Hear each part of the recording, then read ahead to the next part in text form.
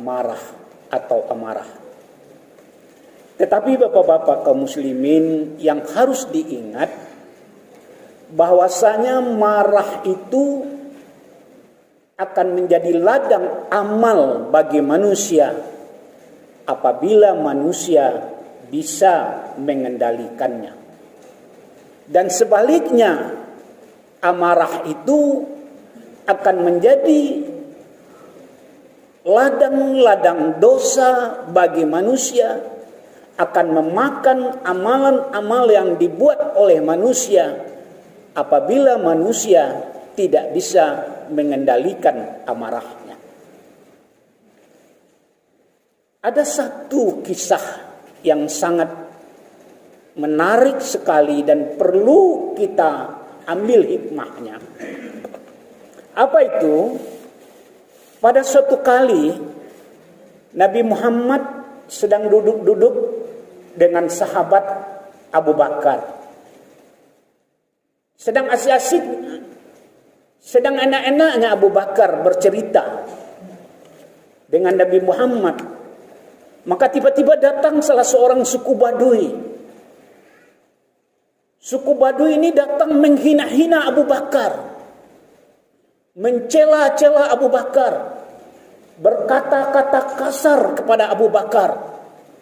Abu Bakar yang duduk di samping Nabi Muhammad ketika itu hanya diam saja. Dan melihat Abu Bakar diam, Nabi Muhammad tersenyum. Kemudian karena didiamin, suku Baduy kembali marah. Emosinya meledak-ledak menghina Abu Bakar. Bertambah-tambah kata-kata jeleknya menghina Abu Bakar. Kemudian Abu Bakar tetap diam. Dan kemudian Abu Bakar melihat kepada Nabi Muhammad. Dan Nabi Muhammad kembali tersenyum. Merasa dicueki suku Baduy ini, memuncaklah amarah suku Baduy ini. Dihina-hina kembali Abu Bakar ini, dicaci maki kembali Abu Bakar ini dengan nada yang lebih kasar, dengan kata-kata yang lebih kasar. Melihat suku Baduy semakin menjadi menghina sahabat Rasulullah Abu Bakar tidak tahan, maka dia kembali menghina suku Baduy, kembali mencaci suku Baduy dan memarahi suku Baduy. Kemudian Abu Bakar melihat kepada Nabi Muhammad. Kemudian Nabi Muhammad sambil berdiri meninggalkan Abu Bakar. Melihat Nabi Muhammad berdiri dan meninggalkan Abu Bakar, Abu Bakar bertanya, "Wahai Nabi, kenapa ditinggalkan aku? Wahai Nabi, apa salahku?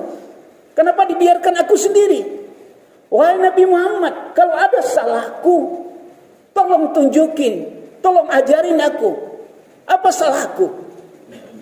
Ketika suku Baduy sudah pergi berlalu, maka Nabi Muhammad bilang kepada Abu Bakar, "Wahai Abu Bakar, ketika pertama kali tadi orang suku Baduy tadi menghina-hinamu, mencaci makimu,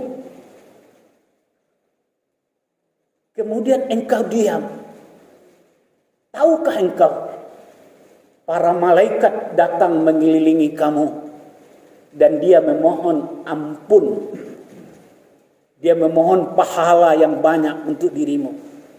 Dan saya tersenyum melihat malaikat-malaikat mengelilingi kamu. Dan ketika yang kedua, suku Baduy kembali memarahi kamu, menghina kamu, menghujat kamu, dan kamu diam, maka datang lagi ratusan malaikat mengelilingi kamu, memohon ampun kepada Allah untuk kamu, dan memohonkan pundi-pundi amal yang banyak untuk kamu. Dan saya juga tersenyum. Dan ketika yang ketiga kalinya suku Baduy menghina, mencaci, memarahi kamu dengan nada yang tinggi dan kamu membalasnya, maka malaikat-malaikat rahmat berterbangan datang lari dari kamu. Malaikat-malaikat rahmat tidak mendekati kamu, dan kemudian iblis datang mengelilingi kamu. Dan saya tidak mau berteman dengan iblis, makanya saya pergi. Hadis riwayat Bukhari Muslim.